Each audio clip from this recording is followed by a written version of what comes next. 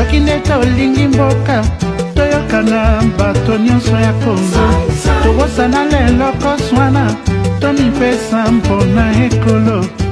Le président Tchati Mabiala a émis le vœu de reporter les élections de 2021. Quelle est votre appréciation? Des déclarations de notre frère de l'UPADES. J'ai un peu du mal à répondre à cette question et je voudrais presque vous solliciter vous-même pour vous poser la question de savoir est-ce bien là le rôle d'une opposition? Quand l'opposition commence à être le chantre du pouvoir, on est perdu là. On est vraiment perdu. Moi, je le dis sans malice. Tout le monde est perturbé et je ne suis pas la seule. Parce que les propos qu'on a écoutés, s'il n'y avait pas les images, on aurait pu entendre ces paroles au comité central du PCT. Mais pas parmi l'opposition congolaise quand même. Mais la proposition de Tchati Mabiala, c'est une catastrophe. Pendant que le pouvoir actuel n'arrive pas à diriger le pays, pendant que le pays sombre dans la crise, et il dit qu'il faut prolonger le mandat du président Denis Sassou Nguesso jusqu'en 2023. C'est-à-dire qu'il faut prolonger la crise jusqu'en 2023. Mais vous trouvez ça normal? Au lieu de dire qu'il y a la crise, enfin écoutez, asseyons-nous, regardons qu'est-ce qui ne va pas. Et il dit non, prolonger le mandat. Mais parce que ses propres intérêts sont en jeu. Voilà le mal des Congolais, on ne pense toujours qu'à soi-même. Or, l'homme n'a de sens que lorsqu'il pense à lui et aux autres.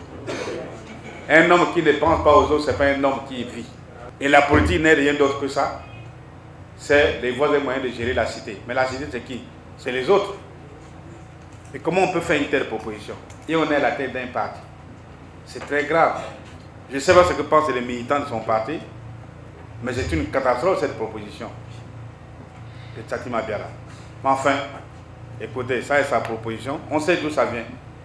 Vous avez déjà vu dans un pays, on nomme par décret un chef d'opposition, on lui donne un rang de ministre d'État avec un salaire, avec un cabinet d'indemnité de gestion. Vous avez vu ça dans quel pays du monde? Aujourd'hui, la préoccupation majeure, c'est de tirer le Congo de l'ornière dans laquelle il se trouve aujourd'hui. Dites que l'ARD a dit, pas de pouvoir personnel perpétuel, pas de succession dynastique, il faut préparer les conditions de fonctionnement des bonnes institutions républicaines. Nous prenons des propositions qui sont qui sont actuelles. La proposition que nous faisons est actuelle. Allons au dialogue national, déterminons les conditions qui permettent d'aller aux vraies élections. C'est ça que nous proposons.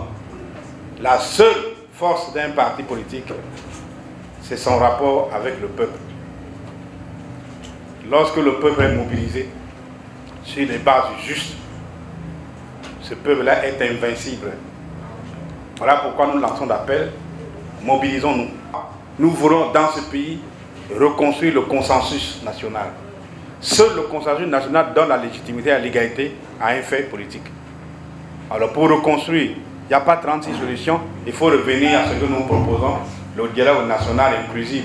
C'est à partir de là que nous allons reconstruire le consensus national et que nous allons donner la légitimité et la légalité à tout ce qui fera par la suite. Population ya Congo, jeunesse nationale, basengi lelo po babongisa. Kobongisa Congo ezali nguya ya population, bakonzi bayoka na batoi. Bato ya Congo ye, bato ya Congo ye, mwana Congo, bato ya Congo.